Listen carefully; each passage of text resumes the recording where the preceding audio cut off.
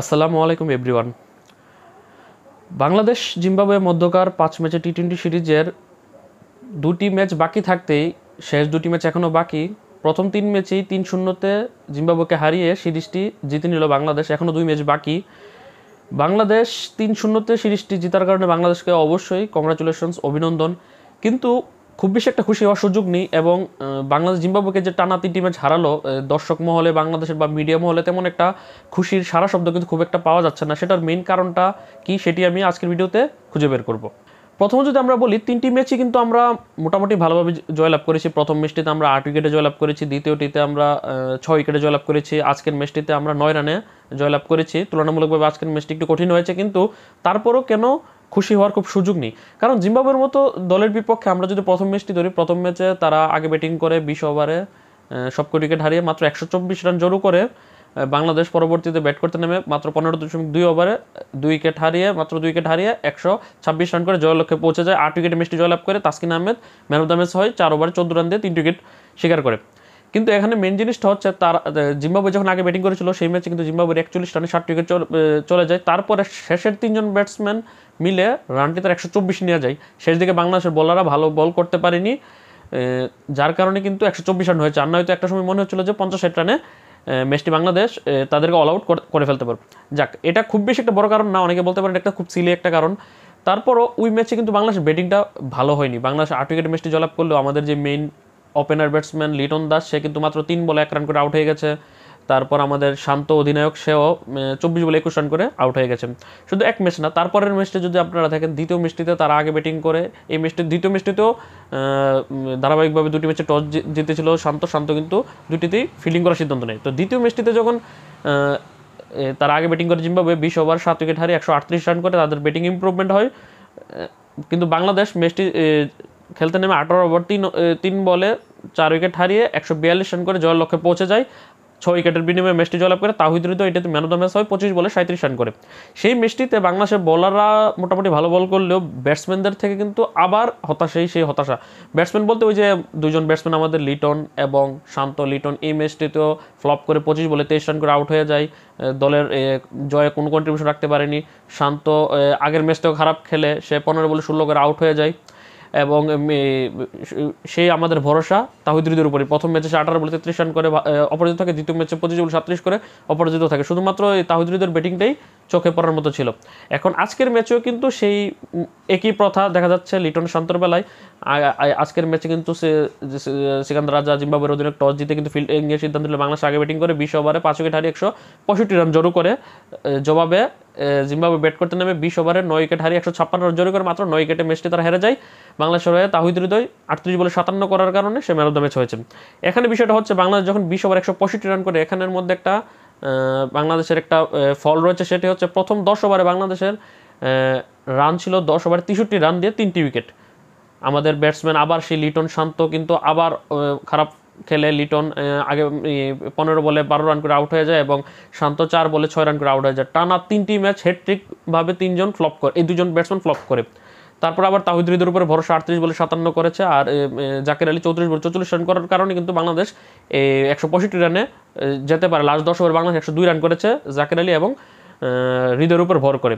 জবাবে বাংলাদেশের বোলাররা কিন্তু বল করার সময় শুরুতে যদিও ভালো বল করেছে, খেলা সবাই দেখেছেন, আমি কোনো বিশ্লেষণ বা ধারাভাষ্য দিচ্ছি না। বিষয়টা হচ্ছে যে বাংলাদেশ তাদেরকে 91 রানে 60 উইকেট ফেলে দেয় 14 ওভারে। তাদের শেষের দিকে 9 নম্বর উইকেটের পার্টনারশিপটা 34 বলে 28 বলে 50 রানে পার্টনারশিপ হয়।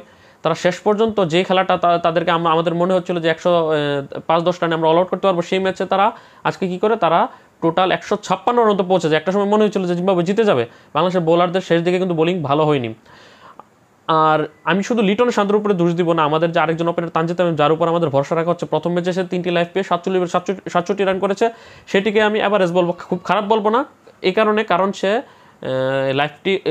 দুইটা লাইফ পাওয়ার পর প্রথম দিকে সেটা ইউটিলাইজ করে সে 50 করেছে এবং খুব বেশি ইমপ্রেসিভ বলবো না, কারণ সে 2-3টি লাইফ পাওয়ার পরে এই রানটা জোর করতে পারছে। কিন্তু দ্বিতীয় এবং তৃতীয় ম্যাচে কিন্তু তানজিদ তামিম ভালো ব্যাটিং করতে পারেনি, যদিও তার ইন্টেন্ট ভালো ছিল। কিন্তু দ্বিতীয় ম্যাচে সে 19 বলে 18 রান করে আউট হয়ে যায়, আজকের ম্যাচে 22 বলে 21 রান করে আউট হয়ে যায়। এরকম অবস্থায় আসলে বাংলাদেশের ব্যাটিংটা আসলে তো আমাদের টপ যে 3জন ব্যাটসম্যান লিটন, তানজিদ এবং শান্ত, আপনি দেখুন যে 3জনই কিন্তু কেউই ভালো করতে পারেনি। শুধুমাত্র তানজিদের এই যে তানজিদ তামিমের প্রথম ম্যাচেই শুধু 47 রান বাদ দিলে এই 3জন ব্যাটসম্যান মিলে যে 3 ম্যাচে 9টি ইনিংস খেলেছে, ওই 47 বাদ দিলে আর কিছুই থাকে না। এখন মিডল অর্ডারে আসি। তাহিদ হৃদয় 3টি ম্যাচে কিন্তু ভালো ব্যাটিং করেছে। প্রথমটাতে 18 বলে 33 অপরাজিত, দ্বিতীয়টাতে 25 বলে 37 অপরাজিত, আজকের ম্যাচে 38 বলে 57 অপরাজিত। জাকির আলী প্রথমটাতে ব্যাটিং না পেলেও দ্বিতীয় ম্যাচে 12 বলে 13 করে আউট হয়ে গেছে, খারাপ করেছে। আজকের ম্যাচে 44 রান করে পুষিয়ে দিয়েছে। মাহমুদুল্লাহ রিয়াদ প্রথম ম্যাচে ব্যাটিং পায়নি, দ্বিতীয় ম্যাচে কিন্তু সে 16 বলে 26 করে অপরাজিত থেকে ম্যাচ জয়লাভ করেছে। আজকের ম্যাচে সে 4 বলে 9 রান করে অপরাজিত ছিল। শেষে রিশাদ হোসেন 4 বলে 6 রান করে অপরাজিত থাকে। তাহলে আমাদের টপ অর্ডারে ব্যাটিং করছেন না, মিডল অর্ডার হৃদয়, জাকের, রিয়াদের উপর ভরসা রাখতে হচ্ছে। যদি হৃদয় কোনোদিন রিয়াদ এবং জাকের পারফর্ম না করে তখন আমাদের কি অবস্থা হবে, এবং এই দুর্বল জিম্বাবুয়ের বিপক্ষে আমাদের ব্যাটিং এই অবস্থা হবে কেন? শুধুমাত্র আমাদের বোলারদের শুধু পারফরমেন্সটা মোটামুটি ভালো হচ্ছে, তাও জিম্বাবুয়ের বিপক্ষে আসলে বোলারদের পারফরমেন্স খুব বেশি আহামরি বলা চলে না। হ্যাঁ, খুব ভালো বল করেছে, কিন্তু আসলে এটা জিম্বাবুয়ে না, যদি অন্য দল হতো এবং দেশের বাইরে খেলাটা হতো তখন আমরা এই খুব বেশি ইমপ্রেসিভ বলতে পারতাম। যদিও তাদের প্রশংসা তারা প্রাপ্য। তাসকিন আহমেদ প্রথম ম্যাচে 4 ওভারে 14 রান দিয়ে 3 উইকেট শিকার করেছে, খুব ভালো। দ্বিতীয়টিতে 4 ওভার 18 রান দিয়ে 2 উইকেট শিকার করেছে, এবং আজকের ম্যাচে 4 ওভার 21 রান দিয়ে 1 উইকেট শিকার করেছে। 3 ম্যাচে 6টি উইকেট শিকার করেছে।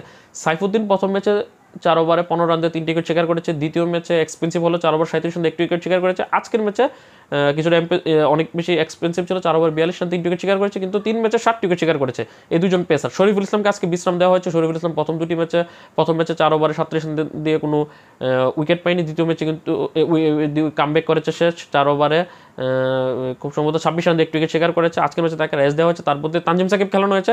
তানজিম সাকিব কিন্তু ভালো বল করেছে, 4 ওভার 26 রান দিয়ে 1 উইকেট শিকার করেছে, তাই সে কভার করে দিয়েছে। আবার যদি আমরা বলি যে আজকে কিন্তু প্রথম দুটি ম্যাচ খেলা মাহিদ হাসান, যে প্রথম ম্যাচে 4 ওভারে খুব সম্ভবত 16 রান দিয়ে 2 উইকেট শিকার করেছিল। দ্বিতীয় ম্যাচে 4 ওভারে সে 18 রান দিয়ে 1 উইকেট শিকার করেছে। তৃতীয় ম্যাচে তাকে ড্রপ করা হয়েছে, রেস্ট দেওয়া হয়েছে। তার বদলি তানভীর ইসলাম খেলেছে, সেও 4 ওভার 26 রান দিয়ে 1 উইকেট শিকার করেছে, সেও ভালো বল করেছে। অপরদিকে রিশাদ হোসেন প্রথম ম্যাচে 4 ওভার 37 রান দিয়ে কোনো উইকেট পায়নি, খুবই এক্সপেন্সিভ ছিল। দ্বিতীয় ম্যাচে কিছুটা এক্সপেন্সিভ হলো, 4 ওভার 33 রান 2 উইকেট শিকার করেছে। আজকের ম্যাচে আবারও এক্সপেন্সিভ হয়েছে, 3 ওভার 38 রান 2 উইকেট শিকার করেছে, কিন্তু এই 3টি ম্যাচ মিলিয়ে কিন্তু সে 3টি ম্যাচ মিলিয়ে কিন্তু সে 4টি উইকেট শিকার করেছে। তাই বলা যায় যে বাংলাদেশের বোলিং ডিপার্টমেন্টটা মোটামুটি ভালো। শুধুমাত্র আজকের ম্যাচে বাংলাদেশের বোলিংটা শেষ দিকে ভালো হয়নি, কিন্তু ওভারঅল মোটামুটি ভালো। বাংলাদেশের ব্যাটসম্যানদের অবস্থা খুবই খারাপ। এই জিম্বাবুয়ের দুর্বল বোলিং অ্যাটাক, দুর্বল বলা চলে, বাংলাদেশের তুলনায় তো দুর্বলই।